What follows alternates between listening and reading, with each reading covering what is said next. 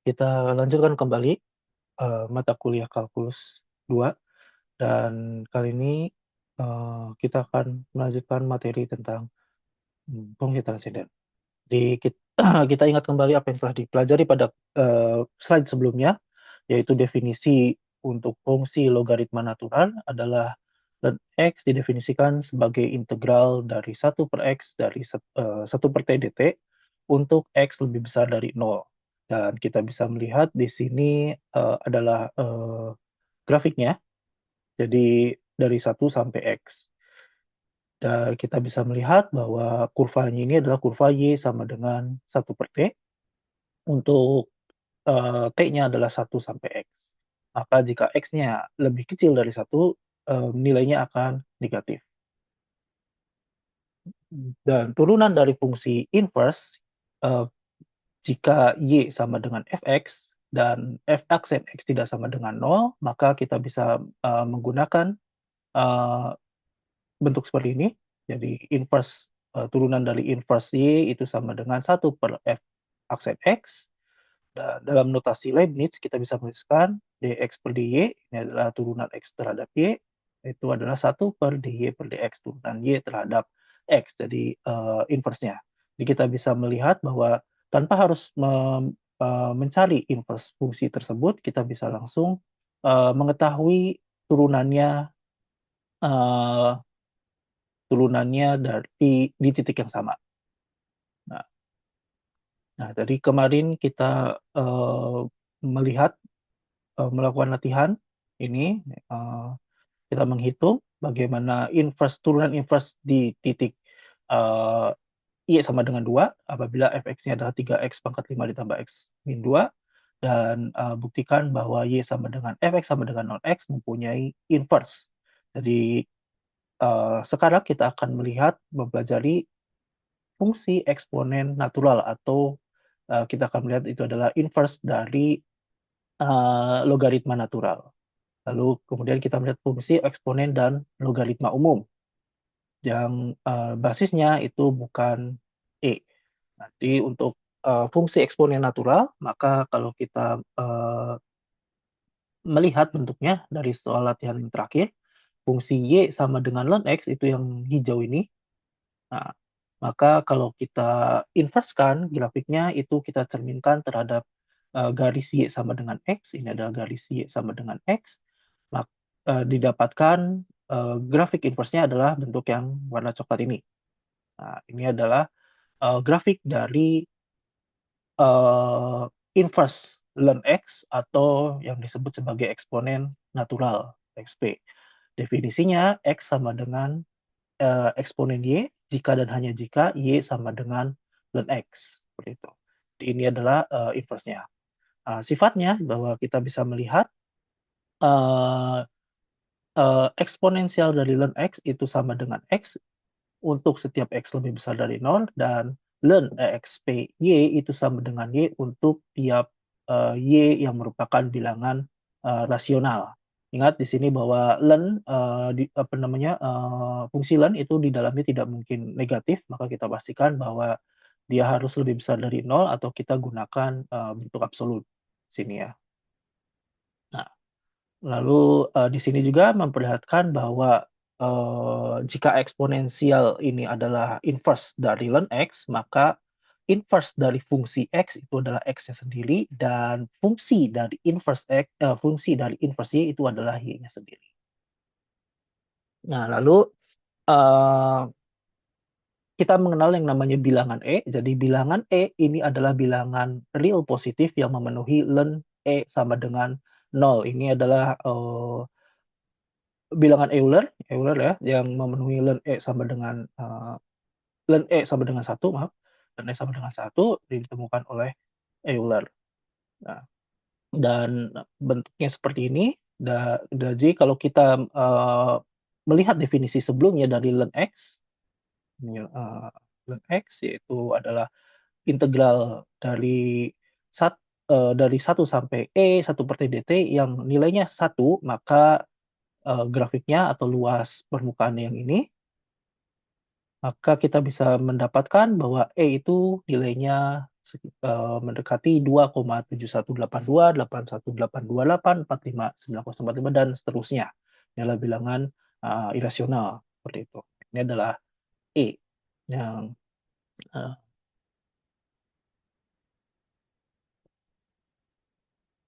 fungsi eksponensial. Ini ya, fungsi XP adalah fungsi eksponen. Bahwa perhatikan untuk setiap R, semua bilangan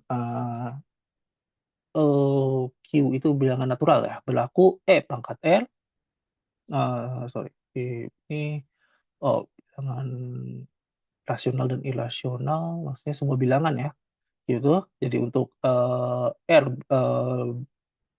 masuk bilangan rasional ataupun irasional, E pangkat R, maka kita bisa menuliskan sebagai eksponen dari ln E pangkat R sama dengan eksponen R ln E sama dengan eksponen R. Jadi kalau kita ingat kembali bahwa R ini bisa turun ke bawah, jadi eksponen R ln E, dan ln E ini adalah 1.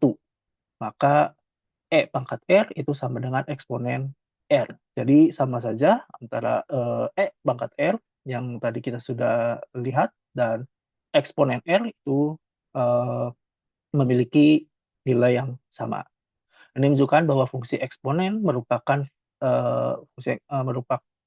fungsi EXP ini merupakan fungsi eksponen dengan eksponen E. Catatan, fungsi eksponen berbeda dengan fungsi pangkat 2, pangkat 3, dan lain sebagainya.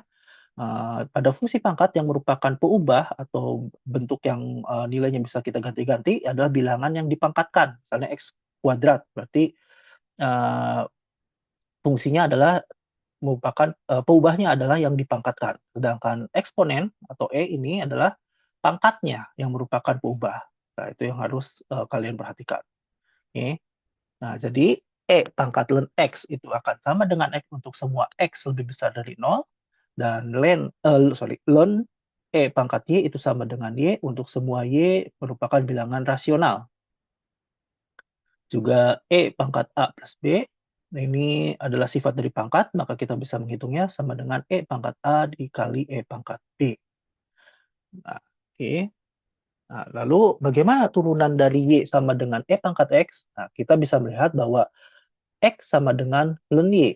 Dan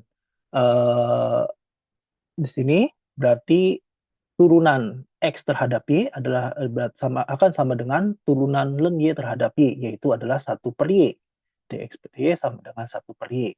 Nah, karena E pangkat X atau eksponen X merupakan inverse dari ln Y, maka kita bisa menggunakan notasi Leibniz untuk menentukan turunan dari inverse-nya, inverse dari ln Y. Yaitu dy per dx ini akan sama dengan 1/dx per dy. Yaitu kalau kita berarti tinggal balik saja yang ini, dx per dy-nya, berarti sama dengan 1/1/y atau sama dengan y. Nah, jika kita ingat kembali di sini, substitusikan kembali y sama dengan e pangkat x, maka y ini kita substitusikan sebagai e pangkat x, berarti menjadi turunan dari e pangkat x per dx itu sama dengan y atau dirinya sendiri, e pangkat x. Seperti itu. Jadi ini adalah fungsi yang sangat menarik karena turunan dari fungsi tersebut adalah dirinya sendiri. Nah, kalau kita ingat kembali definisi dari turunan, itu adalah salah satunya adalah laju atau perubahan terhadap bisa misalnya terhadap waktu, maka definisi turunan dari E pangkat X menyatakan bahwa laju perubahannya itu akan sebanding dengan dirinya saat ini. Misalnya kalau perubahan terhadap waktu ya dirinya saat ini atau dirinya pada posisi ini. Jadi E ini ditemukan melihat bahwa misalnya dalam fenomena waktu paruh unsur radioaktif, bahwa unsur radioaktif itu dia memiliki waktu paruh yang artinya adalah bahwa masanya akan berkurang setengah dari masa sebelumnya dalam jangka waktu tertentu. Nah, artinya bahwa massa di saat suatu titik T waktu paruh tersebut itu akan selalu setengah dari masanya, bukan dari suatu nilai tertentu, suatu fix tertentu, tapi dari masa saat ini.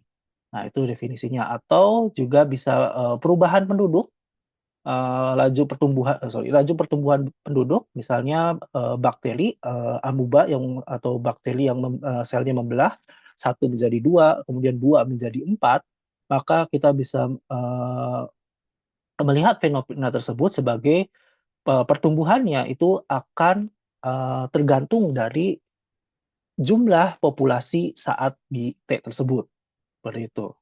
Misalnya ini T dan ini adalah T1 dan ini T0.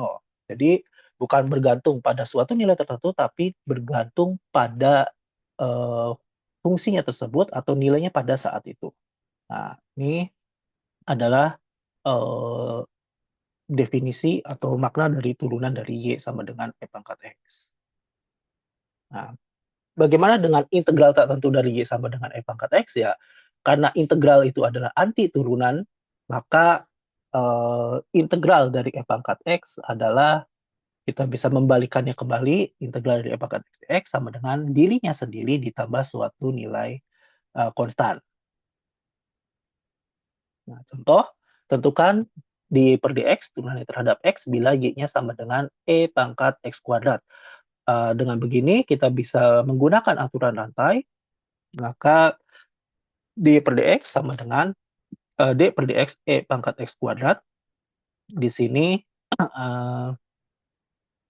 kita dalam aturan rantai, maka kita turunkan dulu terhadap X kuadrat, maka turunan E terhadap X kuadratnya itu adalah tetap dirinya sendiri, kemudian kita turunkan apa yang berada di dalamnya, atau di dalam pangkatnya tersebut, X kuadrat, sehingga diturunkan X kuadratnya menjadi 2X. Ini turunan dari X kuadrat terhadap X, ini adalah 2X. Nah, sehingga hasilnya adalah 2X dikalikan E pangkat X kuadrat. Nah, ini hati-hati bentuk seperti ini, E pangkat X kuadrat, seperti ini. Nah, ini tidak sama dengan E pangkat X dikuadratkan. Nah, jadi ini harus hati-hati ya.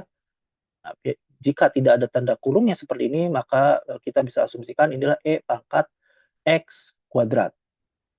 Nah, bukan E pangkat X dikuadratkan. Ini tidak sama ya. Nah, karena kalau E pangkat X kuadrat, menurut aturan pangkat, itu menjadi E pangkat 2X, atau E pangkat X dikalikan E pangkat X. Ya, E pangkat 2X. Jadi harus hati-hati. Contoh berikutnya, tentukan integral X dikali X E pangkat X kuadrat.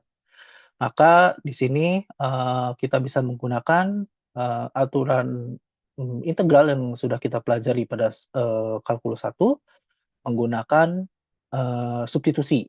Misalnya karena bentuk X ini merupakan turunan dari X kuadrat, maka bisa saya tuliskan, kita misalkan U sama dengan X kuadrat. Maka DU akan sama dengan turunannya 2X dikali DX. Sehingga integral X dikali E pangkat X kuadrat DX itu bisa saya tuliskan menjadi X kuadratnya yang ini menjadi U, berarti E pangkat U, dan DX-nya kita ubah menjadi di sini DX atau X DX, karena di sini ada X dan DX, ini sama dengan setengah DU. Nah, karena setengah konstan, maka bisa saya keluarkan dari integral di sini, sehingga kita hanya menentukan setengah dikali integral E pangkat U DU. Kita sudah tahu integral E pangkat U DU itu adalah dirinya sendiri ditambah suatu nilai konstan. Setengah E pangkat U ditambah suatu nilai konstan. Atau kita kembalikan lagi U-nya menjadi X kuadrat, maka hasilnya adalah setengah ditambah E pangkat X kuadrat ditambah suatu nilai konstan. Nah, ini bisa dikerjakan nanti untuk latihan. Nah, berikutnya kita akan melihat fungsi eksponen dan logaritma umum. Jadi, kalau tadi kita untuk eksponen itu menggunakan nilainya di bagian basis ini adalah E.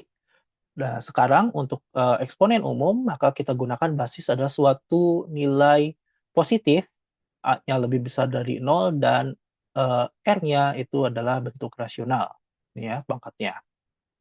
Nah, jadi di sini kita mengganti E-nya dengan suatu bilangan apapun yang positif, yaitu A pangkat R, maka kalau kita kembalikan definisinya menggunakan eksponensial dan ln, kita bisa menuliskan dia adalah eksponensial dari ln A pangkat R. R-nya sendiri kita bisa turunkan di sini ke depan, sehingga eksponensial R dikali ln A. Atau kita bisa tuliskan sebagai E pangkat R ln A. Nah, jadi kita bisa menentukan bahwa fungsi eksponen umum dengan A adalah suatu nilai suatu bilangan positif, itu akan sebanding dengan E pangkat R ln A. Ya, definisi. Untuk A lebih besar dari nol dan X merupakan bilangan rasional, maka kita bisa definisikan A pangkat X didefinisikan sebagai E pangkat X dan A. Nah, jadi kalau kita melihat A-nya sama dengan E, kita kembalikan ke bentuk basis E, maka A pangkat X akan sama dengan E pangkat X ln A, di sini E pangkat X ln E akan sama dengan E pangkat X kembali. Sehingga bentuknya adalah konsisten antara eksponen dengan basis E dan juga basis A.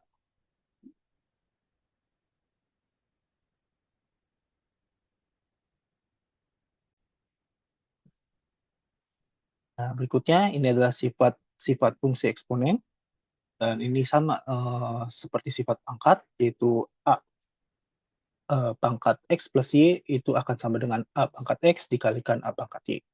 Untuk A pangkat X min Y sama dengan A pangkat X dibagi A pangkat Y. Dan A pangkat X dipangkatkan dengan Y itu akan sama dengan A pangkat XY. Nah, ini lagi-lagi jangan terbalik dengan A pangkat XY. Nah, yang seperti sudah saya katakan sebelumnya. Nah, jika bentuknya seperti ini, maka kita asumsikan bahwa pangkatnya itu adalah berasal dari pangkat ini, gitu ya. Sedangkan yang ini untuk A pangkat X dipangkatkan dengan Y, dan ini adalah A pangkat X pangkat Y. Nah, ini tidak sama. Jadi harus hati-hati dalam penulisan. Lalu A dikali B pangkat X, maka menjadi A pangkat X dikalikan B pangkat X. Dan untuk pembagiannya, A dibagi B pangkat X itu sama dengan A pangkat X dibagi B pangkat X. Nah, lalu kita melihat tema bagaimana turunan dan juga integral dari logarit eksponensial umum. Nah, jadi kita melihat turunan dari A pangkat X, maka kita bisa menentukan bentuk definisi seperti ini. Jadi A pangkat X kita ubah dulu menjadi E pangkat X ln A, baru kita turunkan. Sehingga turunan dari E pangkat X ln A, di sini E pangkat X ln A, ini. Ya, jadi X ln A. Nah, jadi kita turunkan ini terhadap X pangkat ln A terlebih dahulu, yaitu dirinya sendiri, E pangkat X ln A, ya dirinya. Atau kita juga bisa menuliskan sebagai A pangkat X. Kemudian turunan dari X pangkat ln A terhadap X adalah ln A. Sehingga turunan dari A pangkat X akan sama dengan A pangkat X dikalikan ln A. Begitu juga dengan integralnya, maka integralnya kita kebalik saja dari A pangkat X ini, sehingga integral dari A pangkat X dx itu sama dengan A pangkat X dibagi ln A ditambah suatu nilai konstan C. Dengan catatan A tidak sama dengan 1, seperti itu. Karena kalau A-nya sama dengan 1, di sini pembaginya menjadi ln 1 adalah 0, pembagi dengan 0 menjadi nilai yang sangat besar. atau, jika dia nilainya adalah nol maka tidak bisa dilakukan pembagian. Jadi harap diingat untuk, integral tidak, apa namanya, A-nya itu tidak boleh 1. Mmm, contoh, tentukan D per dx jika Y sama dengan 2 akar X. Jadi untuk akar kita bisa menyatakan dia adalah sebagai, pangkat setengah, 2 dipangkatkan X pangkat setengah, dan turunannya D per dx sama dengan D per dx dari 2 akar 2x, maka kita bisa langsung menggunakan definisi, atau teorema, sorry, teorema bahwa turunannya adalah dirinya sendiri dikalikan ln, ini ya, 2 akar X, ln 2 akar X dirinya sendiri, dan 2 dikalikan turunan dari akar X. Nah, jadi turunan dari akar X adalah 1/2 akar X, yang ini, sehingga hasilnya adalah 2 akar X dan 2 dibagi 2 akar X, seperti ini. Mhm. Oke. Nah, kemudian nanti kalian bisa menghitung bagaimana integral dari X kuadrat dikalikan 5/3 dx.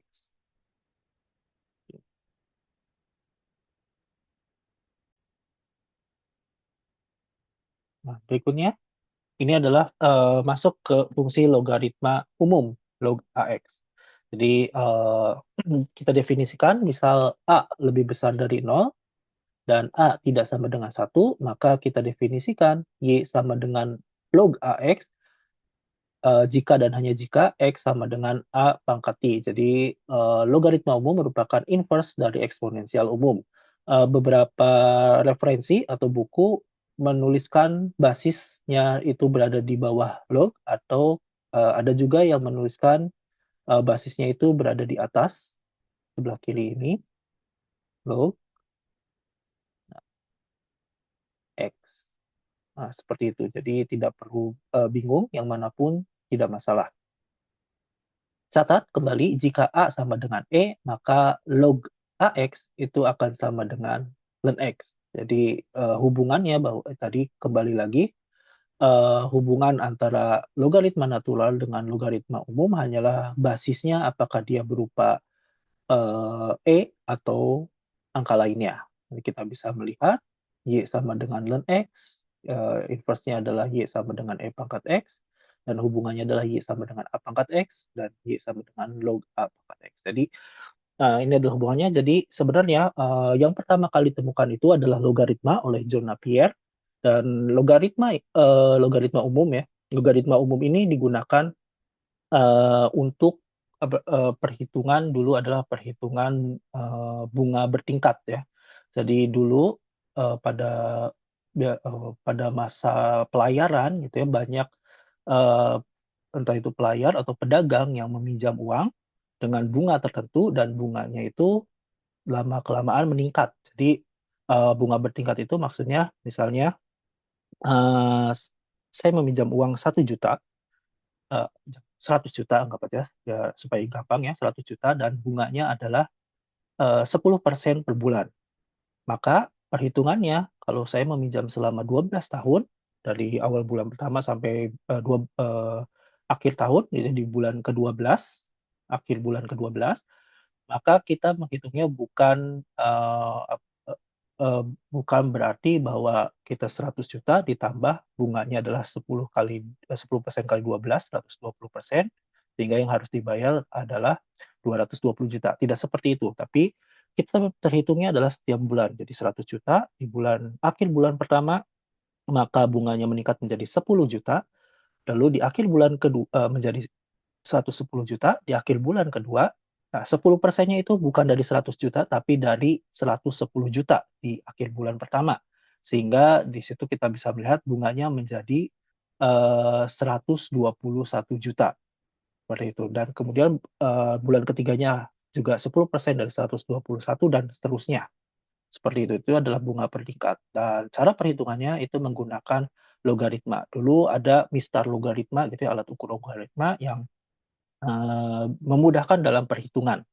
Nah, lalu kemudian Euler gitu ya melihatnya dalam tadi ya sebagai suatu fungsi gitu ya, suatu grafik yang naik atau turun khususnya dalam waktu paruh ya, peluruhan radioaktif bahwa laju peluruhannya itu sangat bergantung pada eee, massa di awal gitu. Jadi bergantungnya adalah pada dirinya sendiri. Begitu juga dengan populasi, pertumbuhan populasi itu bergantung pada jumlah populasi saat ini, seperti itu.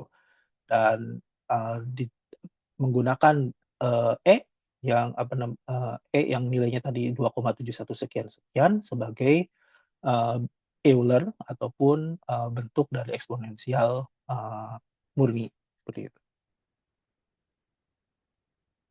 Nah, catatan jika Y sama dengan log AX, maka X sama dengan A pangkat Y, sehingga kita bisa menyatakan ln X sama dengan ln A pangkat Y, untuk X sama dengan A pangkat Y dan sama dengan Y ln A. Karena itu Y sama dengan ln X dibagi ln A. Jadi kita bisa menuliskan log, AX itu sama dengan ln X dibagi ln A.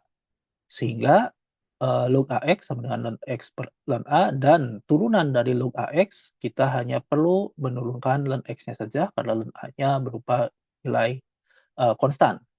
Ln X turunannya adalah 1/X, maka turunan dari log, eee, AX itu sama dengan 1/X ln A.